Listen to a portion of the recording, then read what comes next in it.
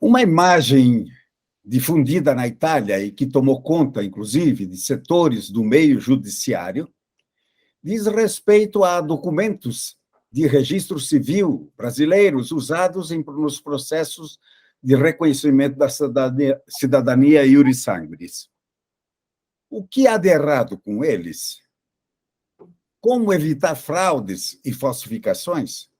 Falamos sobre isso com a advogada e tradutora pública juramentada Cláudia Antonini, que está em Roma nesse momento, e que é uma das organizadoras de um encontro sobre o assunto, que se realiza nesta segunda-feira próxima, numa promoção ali de entidades italianas e brasileiras.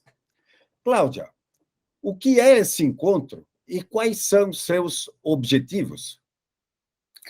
Então, Peron, exatamente partindo da informação que nós temos uma série de denúncias sobre fraudes de documentos brasileiros e dificuldade de entendimento, dificuldade de acesso, eu estive na qualidade de vice-presidente da Associação de Tradutores e integrante da Federação de Tradutores Públicos do Brasil, no encontro da ARPEM, que é a Associação Nacional de Registradores Públicos, né, porque temos ofícios semelhantes, né, com fé pública delegada.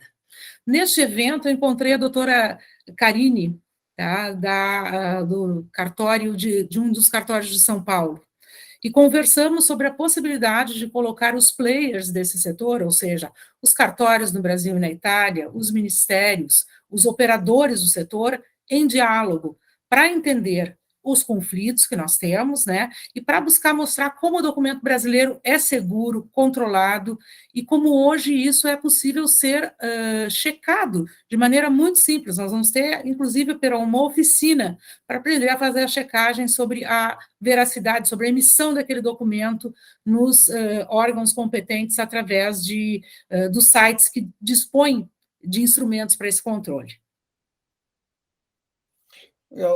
Cláudia, e por que nós temos este conceito aí na Itália de documentos fraudulentos? Da onde vem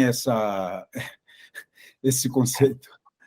Em todo o setor há problemas, e realmente existem alguns documentos fraudulentos, né? Se apresentaram processos com documentos fraudados, não só documentos brasileiros, também documentos italianos fraudados em processos de retificação de registro civil no Brasil, que nós temos no escritório, né? Muitas vezes nos chegam processos que anteriormente foram retificados com documentos fraudados. Por quê? Porque a produção desses documentos é feita de uma forma muito simples, às vezes, reproduzir os instrumentos para a confecção do documento em si é bastante fácil, e a forma de controle sem a informática hoje, sem a internet, sem a possibilidade de checagem, era difícil. Então, se recebia o documento e era possível, não era possível fazer essa verificação que se pode fazer hoje. O objetivo é mostrar a função desse sistema, mostrar como a pessoa pode ter acesso, como ela consegue checar esses documentos, tá? E, para isso, a gente tem que colocar esses setores em diálogo, Peron. Que o que falta, na verdade, para se saber é diálogo. Por exemplo, a Argentina, desde 2021, tem um acordo que permite o uso dos documentos eletrônicos com a Itália, né? Está ratificado o acordo. O Brasil passa já a emitir documentos eletrônicos, mas nós não temos a mesma possibilidade. O documento eletrônico, ele vai poder ser checado com muita facilidade, ele não vai ser reproduzido em papel, você não vai imitar o papel, imitar o carimbo, imitar a assinatura ou qualquer outra coisa dessa maneira. Então, o nosso objetivo é fazer conversar, mostrar que o sistema brasileiro é antigo, seguro, feito com muita seriedade, que pode haver alguns desvios de conduta, que não é do sistema, mas sim de indivíduos, e também trazer a possibilidade de diálogo para que se tenha um acordo semelhante ao da Argentina. Esse acordo, Peron, ele tem tantos aspectos positivos, mas tantos, que seria possível fazer um enorme elenco, que vai da ecologia à segurança, porque você deixa de produzir papel, você deixa de transmitir esse papel via correio, que vai utilizar um transporte, você tem um contato direto com o cartório, com o CNJ, com os ministérios, tudo isso traz muita seriedade e muita transparência, e traz facilidades para os nossos, as pessoas da comunidade que fazem uso do documento, né? Você imagina, você precisa fazer chegar um documento na Itália. Se você faz isso de forma eletrônica, como é possível fazer hoje, a rapidez com que esse documento vai chegar para sanar, às vezes, o problema que alguém está enfrentando. É bom para todos, e quando é bom para todos, a gente está disponível para trabalhar voluntariamente, como sempre fazemos, tentando promover esses encontros, né? E estamos ali com a Arpen, Peron e com a AUT, que é uma associação de advogados que trabalham unidos em prol da cidadania. Então, são muitas forças em prol do bem comum. Isso aqui é o mais importante, não é uma coisa pessoal, mas é uma coisa coletiva, boa para todos. Essa entidade que vocês criaram aí, vamos dizer, esse ajuntamento de profissionais do direito aí engloba brasileiros, ítalo-brasileiros e italianos. Todos brasileiros, ítalo-brasileiros, italianos, ítalo-argentinos. Eu não sou integrante da AUT, tá? Eu não sou associada à AUT. Eu estou unindo as pessoas. Eu servi mais como uma facilitadora, estou trabalhando na organização, mas eu não sou nem associada à AUT, nem membro da ARPEN. Como eu te falei, eu sou uma tradutora pública. Sou uma tradutora pública e advogada, que opero aqui no Brasil e na Itália, percebo diariamente esses conflitos e, se puder me colocar à disposição para auxiliar a que o diálogo ocorra e que esses conflitos possam ser sanados, trazendo clareza, eu estarei sempre à disposição, como tu sabes. Isso pode-se dizer que foi uma consequência boa daquela discussão sobre aquela expectativa que existia em torno da grande naturalização, julgamento da Suprema Corte, né? Movimentou um pouco o setor e houve até um conhecimento maior entre os profissionais do direito que atuam lá e cá, né? Eu estou errado, Cláudio? Não estás absolutamente, está certo. Aquilo trouxe possibilidade de diálogo. É sempre que se abre uma porta e a gente encontra as pessoas, mais cabeças pensando unidas para uma coisa positiva como essa, certamente vão acontecendo os resultados. Já temos aí notícias que querem fazer o mesmo tipo de evento com Portugal, com outros países que possuem sistemas de reconhecimento de nacionalidade, para realmente sanar os conflitos, porque o conflito não é só esse, tá, Peron? A gente fala da fraude de documentos, mas nós temos um rol, uma lista enorme de pontos a tratar neste encontro. Nós vamos tratar das diferenças do registro, vamos tratar dos conflitos reais, das formas de registrar, por exemplo, do reconhecimento das sentenças, da transcrição das sentenças, vamos tratar, por exemplo, das retificações administrativas que o Brasil prevê e que na Itália não tinham previsão, agora começam a ter, que houve mudanças aqui também. Então, vamos conhecer como funciona cada um dos sistemas, ver que lacunas existem, como se pode sanar essas lacunas, para que esses pequenos conflitos, no momento da transcrição dos documentos dos nossos ítalo-brasileiros, não sejam mais um problema como são hoje. Por exemplo, adoções são um problema, mudança de gênero é um problema, mudança de nome é um problema.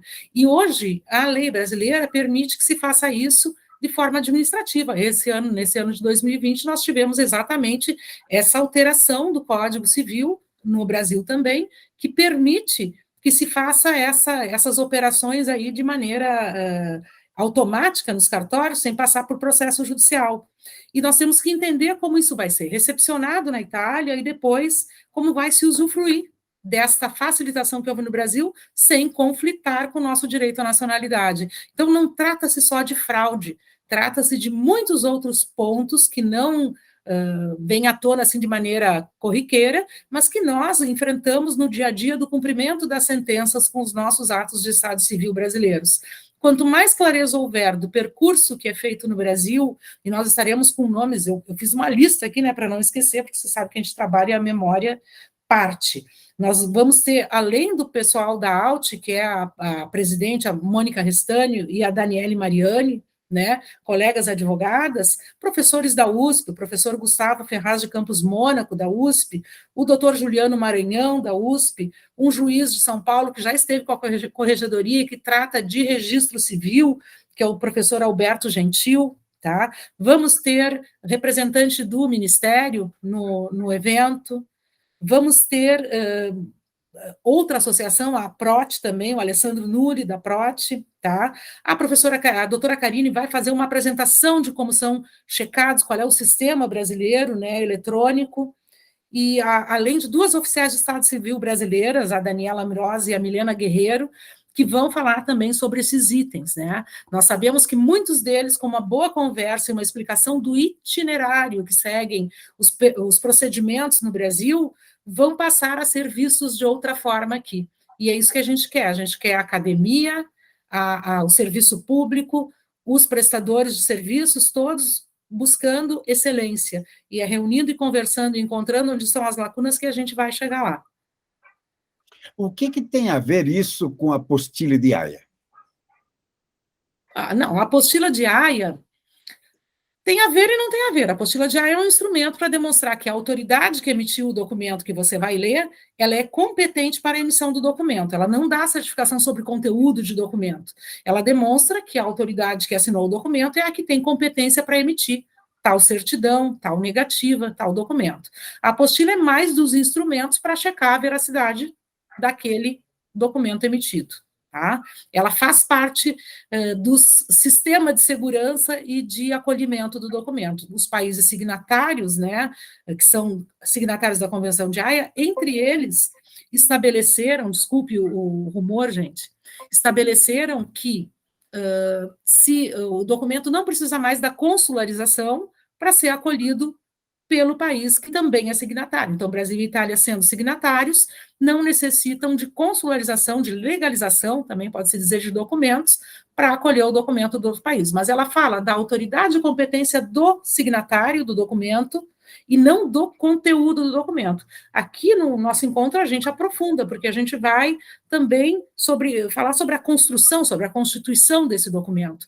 Por isso, é um assunto que está lateral ali, mas não esgota, né, o nosso tema, não esgota. Quer dizer, o fato de ter a apostila de Haia não é um passaporte para qualquer documento. O conteúdo, quer dizer... Vou te dar um exemplo. Exemplo que vai sanar essa tua dúvida, que se trata próprio da tradução pública. Tradução pública ela é feita por alguém que tem fé pública, que conserve em um livro o seu documento, que poderá ser verificado, né, posteriormente. O documento público, o que significa público? Significa que foi publicado, está disponível para o público. Por isso o nome tradutor público. E nós temos uma obrigação quando somos tradutores públicos, né? Como eu faço os dois papéis de advogada e tradutora, vou te contar um pouquinho como é. Nós, como tradutores públicos, fazemos a tradução, checamos a autenticidade do documento através da checagem da assinatura de quem o emitiu, então vemos a apostila do documento de partida, a certidão de nascimento. Vamos lá ver no site se essa assinatura existe, se essa apostila confere. Está certa? Fazemos a tradução. Conservamos uma cópia dessa tradução numerada no nosso repertório. Se daqui a 10 anos disserem esse documento está falso, a tradução não corresponde, quem buscou a tradução pública vai ter a segurança que poderá se averiguar o documento que foi emitido, a certidão de tradução emitida por nós tradutores. E a nossa assinatura receberá a apostila de Haia, porque somos a autoridade competente. Quando você faz isso de outra forma, você, primeiro, não tem a segurança e não sabe se a pessoa tem a competência. Então, a apostila traz a demonstração de que quem assinou é o competente, e o documento público te traz a segurança da checagem posterior. Que é isso que um documento público é? Ele permanece disponível para ser checado, averiguado, não poderá ser alterado no seu conteúdo. Então, é importante saber a diferença que existe entre o documento público e outras produções. E essa nova iniciativa, você falou na PROT. Esses tempos atrás, eu fiz uma entrevista com alguém da PROT que eles anunciavam uma nova CNN, um novo documento. Como é que isso está, Cláudia? Não é uma nova CNN, né, Peron? Foi a mudança de alguns termos na CNN e há requisito para que se acrescentem mais alguns. Eu não sei o andamento que está tendo esse projeto, tá? Sei que já houve alteração no conteúdo da CNN, que já é benéfica para a nacionalidade italiana. Alguns têm algumas restrições, a maioria acha que é benéfico, mas o motivo pelo qual foram feitas aquelas alterações era mais relacionado à grande naturalização. Percebeu-se daí que poderia se agregar alguns outros conteúdos à CNN que podem trazer maior clareza sobre a não sobre o imigrante não ter perdido a sua nacionalidade italiana, não ter abdicado em nenhum momento. Então, podem ser agregados alguns conteúdos ali, é isso que estão buscando. Você já tocou no assunto, mas eu gostaria que um pouco mais de foco nessa questão. Vocês vão fazer essa discussão, talvez não é a primeira, talvez não seja a última. Para onde que vocês pretendem canalizar isso? Que efeitos vocês imaginam desse debate? É bem claro, nós queremos produzir um relatório do debate com as conclusões, firmar a intenção de buscar o acordo para o Brasil. Nossa intenção é movimentar para que seja buscado um acordo para o Brasil, como o da Argentina, para o uso do documento eletrônico, tá? O documento digital, por segurança, por economia, por ecologia, por tantas coisas que eu te falei, né? E também vamos fazer um relatório de tudo que tiver sido tratado e nós vamos passar para os especialistas, esperti, como se diz na Itália, né? Então, nos requisitaram a produção desse documento já as revistas, a CEPEL, que é o Stato Civile italiano, a ANUSCA, nós estivemos em contato com eles não quiseram apresentar palestras, mas eles apresentarão perguntas, né, sobre os temas de conflito, e nós produziremos esse relatório de tudo que foi tratado para que se debata, se siga debatendo. E há a intenção de refazer esse evento também no Brasil e prosseguir fazendo até que o diálogo realmente consiga ter o efeito que nós queremos, que é sanar as dúvidas e estabelecer critérios para esses pontos que têm conflito entre a legislação brasileira e italiana ou entre o entendimento da legislação brasileira e da italiana, que às vezes é uma questão realmente de interpretação. Então, é isso que se busca, né? Buscar arrumar essas pontas aí para que todos trabalhem melhor e com mais segurança. Digital. Na era digital nós estamos, embora em muitos momentos, em muitos setores aí, o papel ainda é a única via reconhecida. Existe aquela proposta, você sabe, de esse trâmite todo da cidadania, por que não ser digital? Há segurança já possível nessa área, inclusive maior do que o próprio papel até. Você acha que isso pode... Vocês já estão prevendo isto, ou você acha isso factível? Eu acho perfeitamente factível, inclusive nesse evento da ARPEN, que nós estivemos em São Paulo, que, aliás, foi um evento estupendo, a doutora Karine, mais que de parabéns, né, pelo sucesso do evento, que o presidente Gustavo também, Ficarelli, foi incrível o evento deles. O documento eletrônico, sim, ele poderia auxiliar nesse processo, além de eliminar algumas fases de trabalho no consulado, mesmo que esse processo ainda não tenha ocorrido.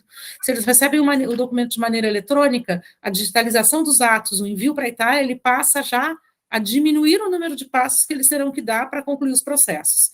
O processo de reconhecimento da nacionalidade, todos nós sabemos, é um processo de apresentação de documentos. Não tem que ser feita nenhuma biometria do cidadão que requer cidadania. Então, nunca, na verdade, teria que ser necessária a presença do cidadão para colher a biometria, né? Então, um bom reconhecimento de firma com apostila deveria ser suficiente para poder se examinar os documentos apresentados. A gente espera que esse conceito cada vez mais fique claro também para diminuir a quantidade de trabalho que os nossos consulados têm e para a qual nós já sabemos não há pessoal suficiente. Então, esta forma de produzir o documento, de verificar se quem assinou é a pessoa correta, né, o requerente, tudo isso hoje é possível fazer de forma digital e receber a apostila digital, ou seja, teria toda a segurança do controle, seja dos requerentes, né, do pedido dos requerentes pela vontade deles, com a assinatura deles, a firma digital, com a apostila digital dos requerimentos, que da produção de documentos. Isso aí, eu acho que traria bastante velocidade e eliminação de passos dentro dos consulados e dentro das prefeituras italianas.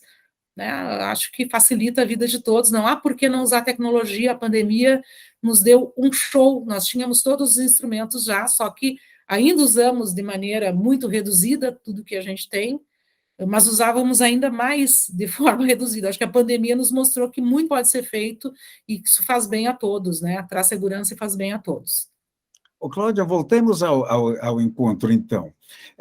Claro que é um público bastante focado, especializado, vamos dizer assim, mas quem quiser acompanhar, como é que faz? Nós vamos lançar os links, tá? O encontro está disponível na internet. Quem quiser se inscrever para assistir virtualmente, não há nenhuma limitação. Você pode compartilhar o nosso link, Peron, pode ser assistido, é um assunto bastante técnico, né? Então, acho que interessa mais aos operadores do setor, mas não há nenhum tipo de impossibilidade para que os demais acompanhem, tá? Nós vamos falar de registro civil, nós vamos falar de legislação, e então é um assunto bastante técnico, mas é aberto, o evento é aberto, gratuito e vai ser transmitido em italiano e português, tá? Em dois canais de streaming não é diferentes. necessário inscrição prévia, nada. Basta. Para assistir, tem que se inscrever no nosso canal, no nosso canal. Na Eventbrite está o evento, com o título do evento, né? Validade dos documentos. Deixa eu te dizer qual é o link da Eventbrite, se eu consigo aqui, eu já te passo. E daí você depois, se puder publicar, a gente agradece. Tudo bem. Então, o nosso título lá está Validità in Italia degli atti di Stato civile brasiliani, problematica storica e rivoluzione digitale. Está lá na Eventbrite, o evento, e está aberto, quem quiser assistir pode assistir sim. E vai ser publicado, quem se inscrever na Eventbrite vai receber os links tanto do Facebook quanto do YouTube para poder verificar. Vamos fazer depois um resumo do evento, obviamente, e passar para todo o pessoal do setor as conclusões que nós tiramos, né, do evento, os assuntos que foram tratados, pretende-se produzir material também para divulgar os temas todos que forem tratados no evento. Com certeza, quem acompanha a NCM vai estar o link ali nos canais da NCM também, no Facebook, no Twitter também. Cláudia, acho que abordamos bastante o tema, obviamente é um assunto que pode gerar uma discussão muito grande, tem muitos aspectos a ser analisados, mas o objetivo é divulgar esse evento que vai acontecer segunda-feira. Eu pergunto para você, deixa a palavra livre aí, alguma coisa que eu não perguntei, que você queira considerar, algum aviso, fique à vontade. Eu gostaria de falar que nós acreditamos que a cidadania italiana é realmente uma herança, uma coisa nossa, que nós temos que manter, transmitir, e que esse evento é mais um instrumento para que isso ocorra de maneira clara, para que todos possam fazer com segurança, e que todos os operadores também se sintam seguros, né? É bom fazer isso, mas sempre fazer de forma segura e com todos os instrumentos que nós temos à disposição e com as pessoas dialogando. Muitas vezes as coisas as pessoas não obtêm o resultado que buscam por falta de diálogo, de conhecimento, e quanto mais a gente consegue promover diálogo e conhecimento entre as partes, melhor é o entendimento até de quem é essa comunidade que está fora, que não quer fazer as coisas de maneira equivocada, mas que quer fazer da melhor forma que pode. E nós somos os artífices, né, que tentam promover esses encontros e para melhorar, inclusive, a nossa imagem, né? A nossa imagem. Eu acho que esse tipo de evento, com seriedade, com todos esses setores envolvidos, falando com clareza, é o tipo de evento que pode trazer melhorias no nosso sistema de reconhecimento e mais tranquilidade para quem opera lá também, e respeito. Respeito aos que servem aqui e aos que recebem lá. Esse é o nosso objetivo e espero que seja uma porta que se abre para que isso ocorra.